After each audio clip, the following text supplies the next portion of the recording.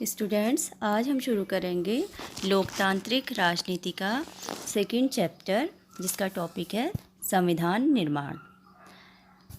इस चैप्टर में हम पहले दक्षिण अफ्रीका का उदाहरण देखकर समझेंगे कि कैसे वहाँ पर लोगों ने लोकतांत्रिक अधिकार पाए, कैसे वहाँ के लोगों ने रंगभेद का विरोध किया तथा कैसे अफ्रीका एक गणतंत्र देश बना।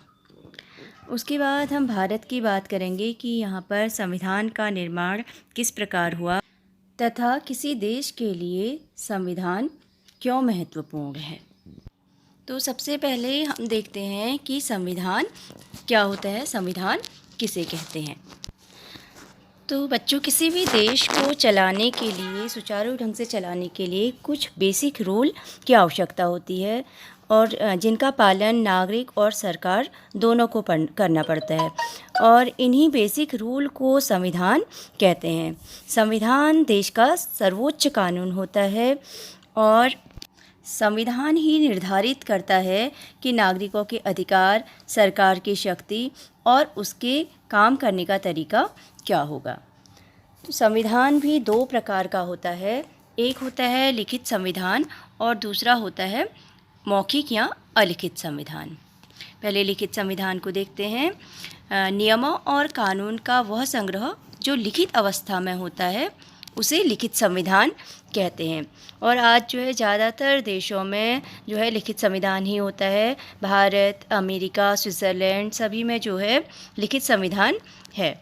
और मौखिक संविधान नियमों व कानून का वह संग्रह जो लिखित अवस्था में नहीं होता है उसे मौखिक या अलिखित संविधान कहते हैं। तो ब्रिटेन, सऊदी अरब ऐसे देश हैं जहाँ पर कि अलिखित संविधान है।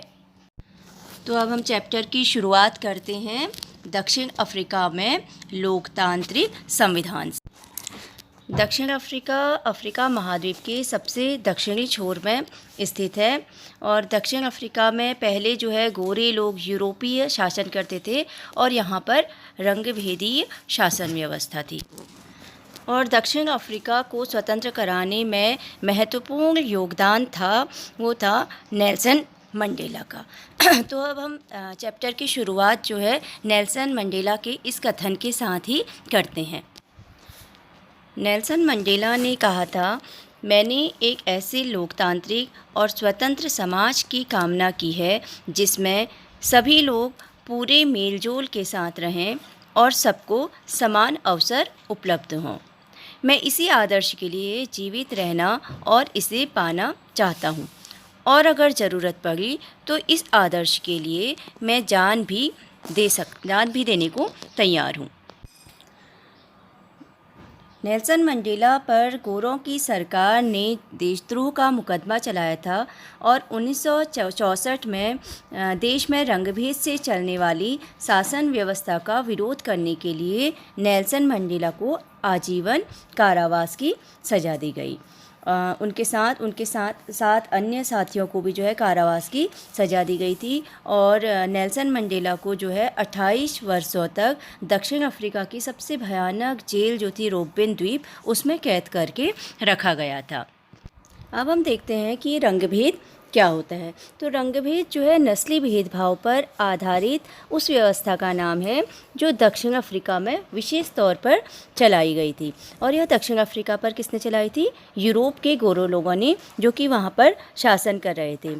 17वीं और 18वीं शताब्दी में यूरोप के लोग जो है दक्षिण अफ्रीका में आए। जिस प्रकार भारत में आए अपनी कंपनियों को लेकर, ठीक उसी प्रकार दक्षिण अफ्रीका में आए और यहाँ पर इन्होंने ज़ोर ज़बरदस्ती से जिस प्रकार भारत को गुलाम बनाया, ठीक उसी प्रकार दक्षिण अफ्रीका को भी गुलाम बना लिया और यहाँ पर शासन करने लगे। और जो रंगभेद की राजनीति थी, इसने लोगों को उनकी चमड़ी के आधार पर यहाँ पर बांट दिया। दक्षिण अफ्रीका के जो स्थानीय लोग थे, जो वहीं के लोग थे, उनकी जो चमड़ी का रंग होता था वो काला होता था, इसलिए उन्हें अश्वेत कहा जाता था और कुल आबादी में उनका हिस्सा 3/4 था। और गोरे लोग श्वेत हो गए।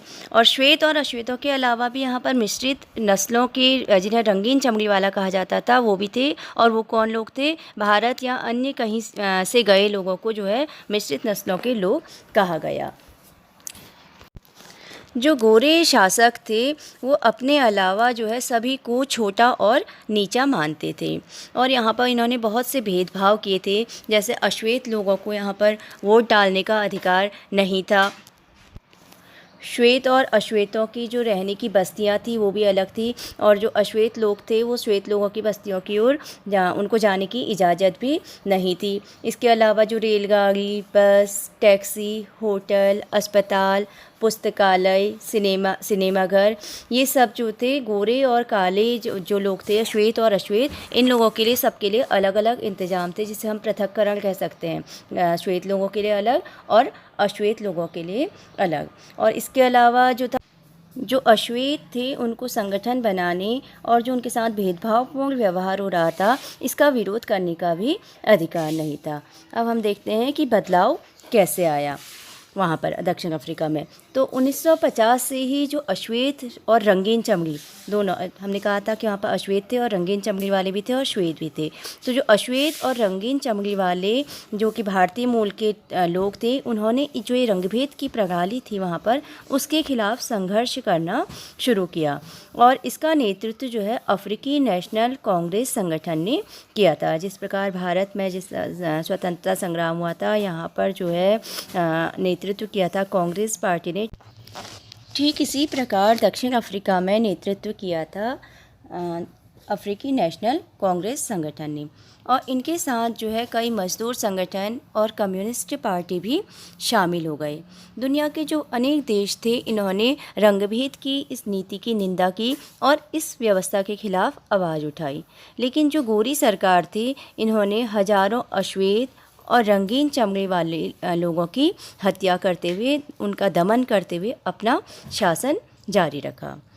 अब जो है यहाँ पर हम ये टॉपिक यहीं पर ही समाप्त करते हैं। जो एक नए संविधान की ओर जो है अगला टॉपिक अगले वीडियो में देखेंगे कि किस प्रकार जो है दक्षिण अफ्रीका लोकतांत्रिक राज्य बना और वहाँ पर संविधान का निर्माण हुआ।